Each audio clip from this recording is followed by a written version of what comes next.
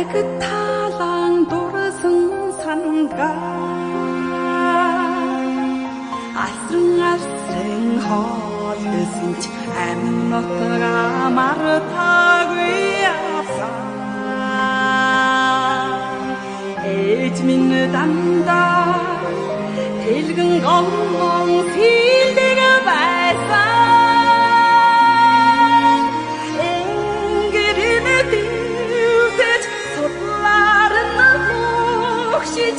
Харин зүгөө урсдаг байсан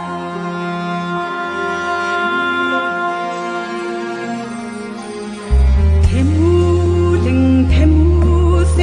тэнгэр талан хүрээд ирдээ Түмэн хэлэхээ мулимс минь төрсөн нутгадан мэлэн